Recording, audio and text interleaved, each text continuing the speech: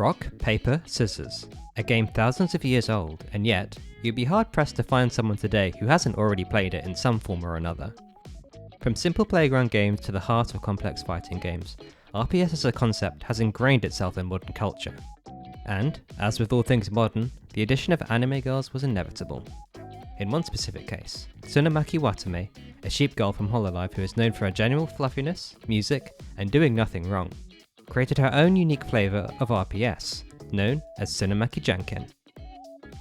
Starting out as a segment in one of her daily shows, Tsunemaki Janken soon grew to be a fan favourite, even spawning an equally popular version in Minecraft. Watame then went on to build her own dojo centred around the art of Janken. There, she challenged many other Hololive members, and promptly lost the dojo in the process.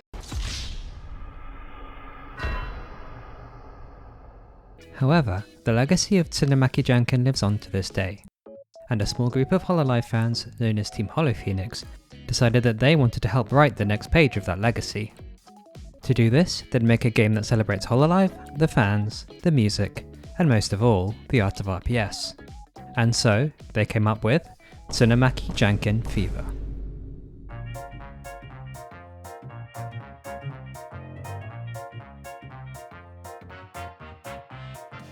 So, what is Tsunemaki Janken Fever? The game takes place at a tournament hosted by Watame herself, aiming to determine the ultimate Janken champion. However, this time, the fans have taken to the stage to claim the title for themselves, and have brought their own unique tricks to help them get an edge over their opponents. This is where you as the player come in. As a Hololive fan, an RPS expert, you enter the tournament in mascot form and join the battle to become the best RPS player there ever was. The basics are simple. You go head to head against an opponent in a first to 5 match of RPS. Each round you choose a move, and on Watame's call, launch it at the opponent. If you win the round, your move will break through and knock the other mascot off balance. Do this 4 times, and on the next hit you'll unleash your final attack and knock them off their platform into the Dakimakura behind them, making you the winner. Each round you'll gain fever points, with bonuses if you won the previous round. Using these, you can activate your mascot's unique Fever Overdrive to gain an advantage in the next round, from disrupting your opponent's moves to gaining a shield. Clever use of Fever Overdrives can swing the match in your favour, so don't forget to use them. TJF also has a special way of settling ties. Once a tie occurs, you'll enter a minigame where you have to input moves to beat the moves shown. The fastest player then wins the round by launching their backup item into their opponent. Once the rules were in place, all that was left was to let some fans duke it out. And as luck would have it, a bunch of Daifukus and Norisegis were having an argument over whose Oshi was cuter. And so, they decided to have a crew battle to decide once and for all. With the team members and rules set, the tournament was ready to go. Now that all the players had arrived, the showdown was ready to begin. Team HoloPhoenix had arranged for the tournament to be streamed for everyone to enjoy, and so the event went live. Now you may be wondering, who is that handsome, intelligent looking creature in the bottom corner there? Well, that's Akaban Baspis, but in the other corner is me, Aura. Very nice to meet you. As you can see, I am a Poyoyo, which is the result of consuming far too much Nakirium. But anyway, I was there, the stream was running, and the tournament began. First up was Dudiance for the Daifukus and Ashgans for the Norisegis, and things immediately heated up.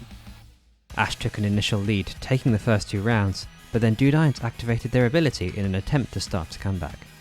To briefly explain, Daifuku's ability allows you to freeze an opponent's move, meaning you can guarantee at least a draw. And this is exactly what Dudiance did, freezing Rock and throwing scissors, leading to the first tie of the match. Both players completed the tiebreaker within 3/10 of each other, but Ash displayed the speed of a rabbit's reflexes to take it. Ash then used all their ability points to put up a shield as well as activate their ability, which scrambles an opponent's moves both during the round and during tiebreakers. This allowed them to win the next tiebreaker, putting them in prime position to win. Dudiance then tried to stabilise with another ability use, but was yet again defeated in a tiebreaker, putting the Norisegis in the lead. Next to the plate for the Daifukus was Retro, a guest tester from the Idol Showdown team, who immediately took an early lead, taking the match to 2-1. But Ash's ability to win tiebreakers kept them in the game, leading to an immediate swing to 2-4, and despite a valiant effort from Retro, Ash ended things with a 5-3 win. this marked the end of Ash's initial run, leaving the Norisagis with a big lead. Next up, two fresh new players, Grandos and Norman, ready to fight for their Oshi. Grandos was in fact the one who had modelled Daifuku, and they immediately showed that they were at home in this body, going up 1-0. However, Norman in return showed their RPS dominance, taking it to 1-5, not even letting Grandos get another round in. And so, the torch was finally passed to me to keep the Daifuku dream alive. I'd actually been kept until last so I could get used to streaming, but now it was up to me. And with the first throw, things didn't look good. I went down 0-2 after losing a tiebreaker, and it was looking bleak. However, I managed to dig my heels in and shift the momentum, bringing it to a final tiebreaker. It was incredibly close, but I'd finally managed to put the first win on the board for the Daifukus. Saber took to the stage next. Somewhat of a legend in the Persona 4 Arena community, Saber also happens to be a long-time training partner and friend of mine, making this battle a clash for the ages. Without delay, things kicked off. An early tiebreaker went to within 2/10 early on, the next tiebreaker being the same, although both with different winners. In fact, the next time I froze a move, I pulled a sneaky maneuver to steal the win instead of going for a tiebreaker. Knowing that I had to keep the run alive, I then pulled one of the first 5-second tiebreakers, leading to a win in what was an incredibly close match.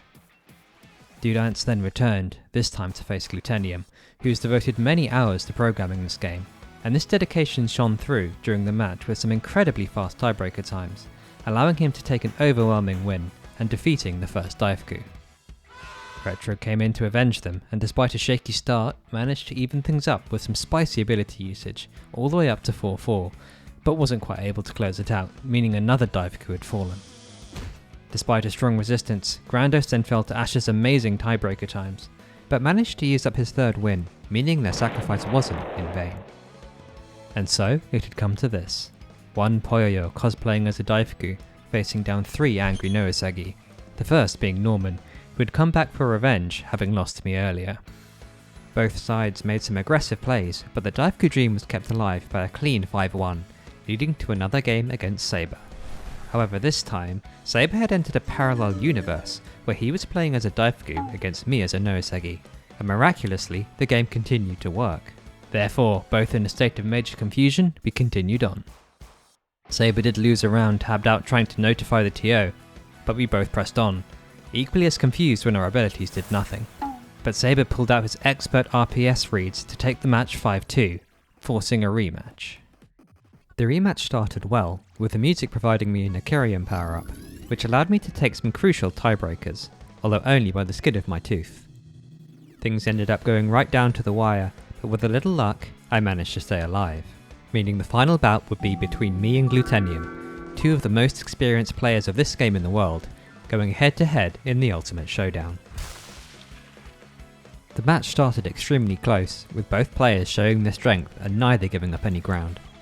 The pressure continued to mount as the game was taken to the final point of the final round, and with just a little bit of magic making Glutenium's shield disappear at a crucial moment, the Daifukus managed to bring the tournament to the very last match. It all came down to this. With Lamy herself cheering Daifuku on, I pulled out all the stops with my fastest tiebreaker times yet, bringing it all the way to 4-0. Faced with a clean shutout, Glutenium gathered all of his strength, but it was to no avail. The tournament was over.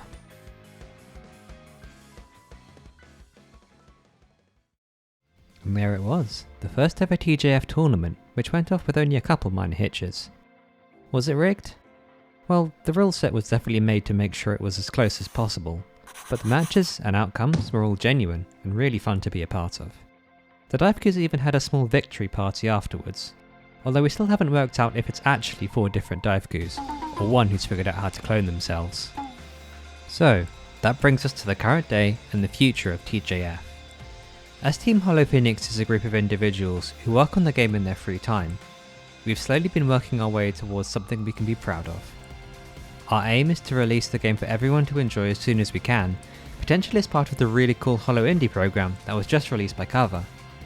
However, to get this done in a reasonable timescale, we need your help. If you have even a few hours spare a week and some experience in creating, please check out the information in the description below and get in contact with us. There are no strings attached, and you're free to help as much or as little as you want, so please do apply if you're considering it.